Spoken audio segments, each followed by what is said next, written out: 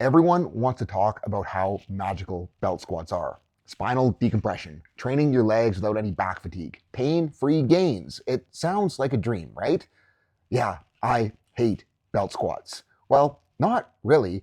I actually do kind of like belt squats when they're used for the right reasons. They are a solid tool, but the unconditional love for them, the way people talk like there's some sort of cheat code for leg growth and squat strength, it ain't. Because most people, they're using the belt squat wrong and for the wrong reasons, expecting them to deliver something that they're just not built to do. And in some cases, the belt squat might actually be holding you back. So today, let's bust some belt squat myths. Myth number one, belt squats decompress the spine. Come on, just think about it. Sure, the belt is pulling down on your hips, but your upper body, it's still on top of your pelvis.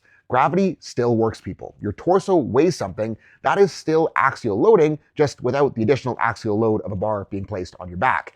If you really wanted spinal decompression, you would need something pulling your torso up against the belt, like if you're hanging from a chin-up bar with a dip belt and 4 plates on, then we could talk about decompression. But on a belt squat, there is no upwards force. It's not decompression. Myth busted. I am done here. Well, never mind, I'm not, because myth 1A is also spinal decompression, just from a different angle, because everyone is obsessed with this idea that compression is the enemy. Because hanging upside down feels pretty good, they assume that decompression is the fix for it. But here's the real deal. Compression isn't the problem. The problem is whether or not your spinal musculature can actually control that compression when you are under load. And funny enough, that upside down hang, yeah, it does decompress the discs, but that's not why it helps. What's really happening is that your spine is getting a low-grade stimulus. All of those little muscles are being pulled apart as you are hanging from that chin bar, hanging upside down, and then those little stabilizers between each vertebrae, they are going to be forced to contract and get a little bit of work. And if they suck at their job, even just hanging can rebuild their capacity. It's not magic, just physics and some basic neuromuscular re-education. Busted again. Next myth. Belt squats let you build quads without fatiguing your back. Okay, to think about this one, let's compare a low bar squat to a high bar squat. Because with low bar, sure, you'll still hit your quads, but with high bar, more upright torso, more forward knee travel, you are smacking them. Now let's look at the belt squat. Where is the bar? Well, it's as low as it could possibly be.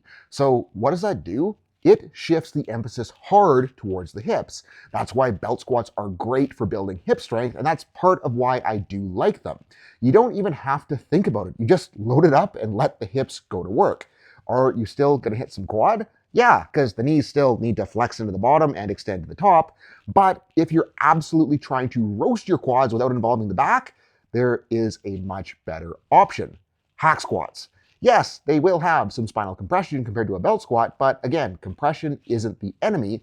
And with hacks, there's no hinge. The pad braces you, and your torso, it's kind of just hanging out there along for the ride because it really doesn't need to do anything. Then, if you set your feet low on the platform, chase forward knee travel, and you've got quad tension city. I would take that any day over a belt squat if quads are the goal. Now, if you got a belt squat but no hack squat machine, you're not screwed, you just need to shift your intent. Narrow that stance up, think about leg curling yourself into the bottom, and then drive straight up with the quads, no kicking back into the hips.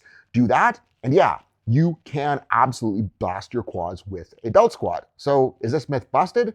Not fully. This one is plausible if you know what you're doing. Next myth. Belt squats let you train for pain-free gains. If your low back is giving you trouble, absolutely, because the belt externally stabilizes you and there's barely any torque placed on the lumbar spine. That is one of the best things about belt squats because they're super low back friendly. But here's the twist. If you've got knee issues, belt squats can feel nasty. Why? Most belt squat setups, especially the lever arm machines, do some weird stuff with your mechanics because the belt position pushes you to load in the hips, but the lever itself, it tries to pull you forward. That combo can create a ton of shear at the knees, which is going to be magnified if you are trying to squat with a vertical shin, which isn't great, especially if you're someone like me who's missing a PCL, because trust me, I have felt it. But here's the trick. If you bring the right intent, you can actually flip that forward pull into a positive. Set up with the mindset of chasing knee flexion and not just sitting back in the hips. Let those knees travel. Let the machine pull you into that range. That will help you load the quads and reduce the shearing force, since now you're working with the machine's groove, not against it. So where do we land? Low back myth? Confirmed. It is a great tool. Knees? Plausible, but only if your technique and intent are dialed in. And if it still feels sketchy, go run some hacks, maybe with a reverse band. And this last one, this isn't a myth, but this is the real reason I do love belt squats, especially for lifters with low back issues. Because belt squats are a sneaky good tool for learning how to manage your brace. Why?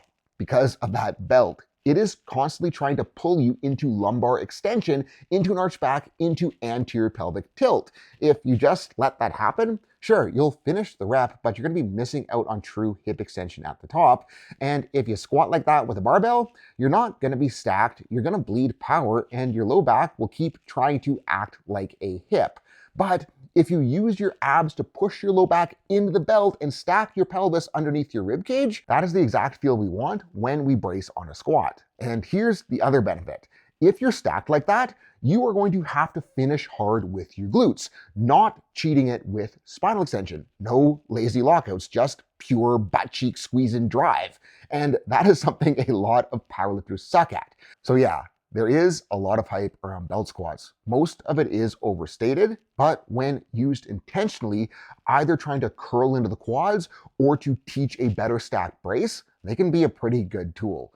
And if you are stuck with your own training, more often than not, it's because you're not doing the right accessory work the right way for what you need to build. So hit that link below and join the team so I can give you individualized feedback every single day, so you know exactly what you need to do with your programming and intent to address your weak points and technical issues, so you can start making progress just like that.